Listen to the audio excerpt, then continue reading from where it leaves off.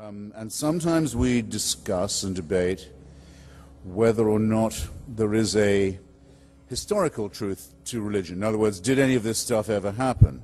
Was a Redeemer ever sent to us? If so, was his mother a virgin? If so, was she immaculately conceived? If so, what took so long? Questions of this kind that are not at all without their importance and their validity. And sometimes we discuss what you might call the metaphysical truth of it. Is there redemption to be had in this way? Yes, but if that one there had made the right propitiations, had gone to the right prayer meetings, had made the right offertories, had sworn to the right oaths, that one would have eternal life, and the others would not. And see if you can make yourself believe any of that for a second. That'd be a very good debate. Does this stuff, even if it's all made up, even if it's all entirely man-invented, does it at least make people behave better? It may not be true. It may indeed be completely false.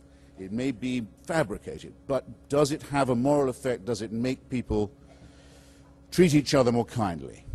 So we look around today's world, and I've got now not very many minutes left, and I'll tell you why I don't think there's any evidence at all,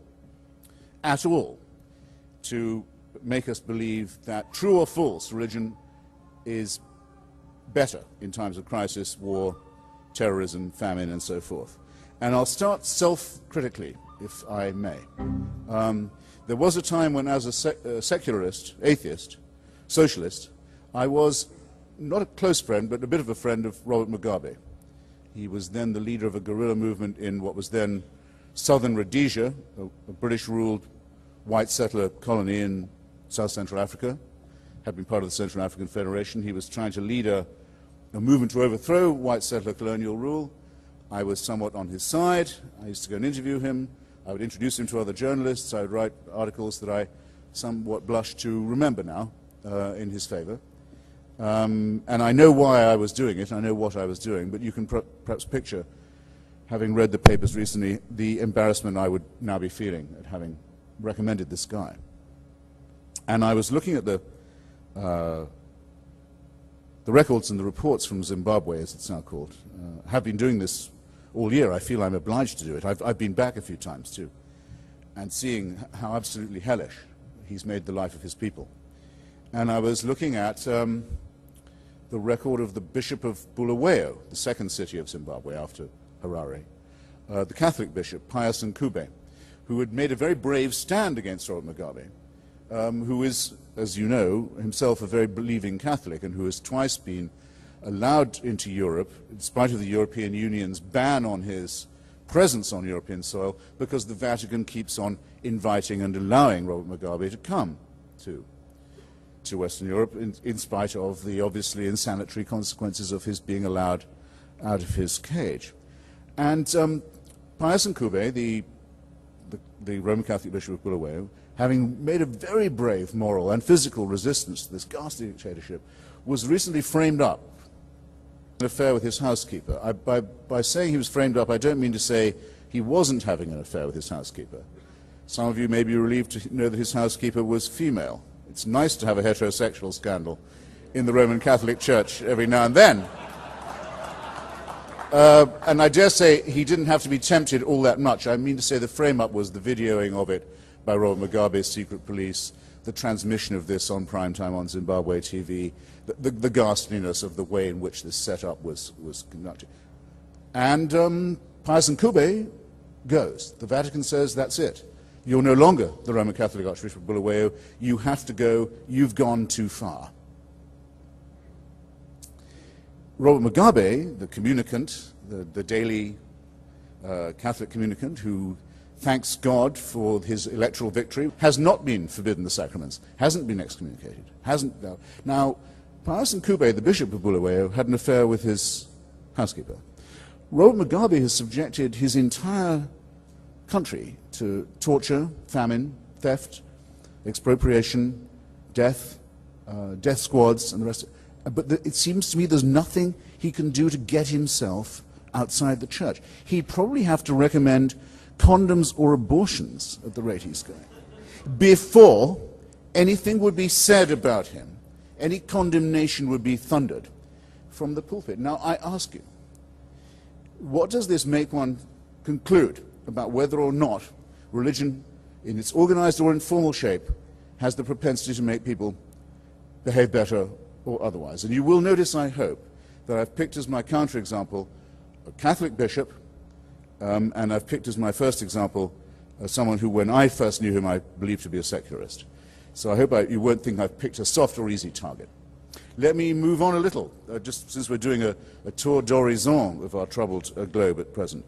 The recent recrudescence of something very sinister and very menacing, that is to say, despotism of the old form in Russia, one-party rule, KGB rules, KGB standards for the treatment of dissent, for the treatment of the press, for the treatment of opposition politicians, for the treatment of neighboring countries as far distant as Georgia and Chechnya and Latvia and Lithuania. The return, in other words, of what used to be called Great Russian chauvinism under Putin and Medvedev is accompanied by something that was always the accompaniment of Great Russian Tsarist tyranny and, by the way, Stalinist tyranny before. Over the shoulder of the dictator stands, every time you see it, the black cowled figure of the Russian Orthodox bishop, claiming, as they do now, and as they're freely granted by Putin and Medvedev, exclusive right to be the state church. No other Christian church is allowed even to recruit or proselytize in Russia, let alone a Jewish or Islamic force. Not allowed at all. When Medvedev takes his oath of office as president, he takes it with an archbishop holding an icon up for him to kiss. You may remember that in the very strong field of stupid remarks made by President Bush, probably the stupidest, this is a very competitive selection, was his meeting with Vladimir Putin, where he said, as soon as he saw that he was wearing his grandmother's crucifix, he could look into his eyes and know that he was a sincere and decent man. Doesn't anyone here feel a moan of shame that any American president could make such a statement and be so uncritically received for it? Because to use the word faith is always to use the word as if it was a positive. And see what we've helped to baptize in Russia now, another form of Tsarism, anti-Semitism, chauvinism, police dictatorship, with baptizing it. And it's impossible to imagine this new form of Russian tyranny without this Christian carapace overlaid upon it. Need I add to an audience as well versed in current affairs as this one, that a nightmare that has been obsessing all thinking people for many decades now is about to be upon us. We've all worried and wondered when it would occur. When will it happen that a messianic regime or gang or group will manage to get hold of apocalyptic weaponry? When will the two curves intersect? When will those who think that the end of the world is coming get weaponry that can make that happen? Well, it is about to happen in Iran, in Persia. You can wave all you like, darling, I can't see it. How many minutes is that? 1 minute. I've barely got my trousers off and she's already calling time. Well, let me not then adumbrate too much. It's going to happen. It has, in fact, almost certainly already occurred.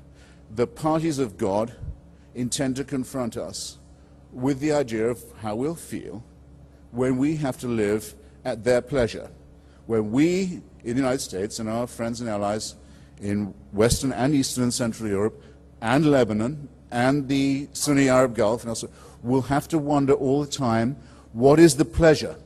What is the pleasure of the Iranian theocracy now that it has thermonuclear weapons and the means to deliver them? We will have to factor their desires into our arrangements. We will have to know what it's like to live at their pleasure. And I think if I phrase it like that, I won't need to unsheath from their quiver the rest of my examples. That is why I say in my book, and that's why I say in all my, that the origins of totalitarianism are theocratic.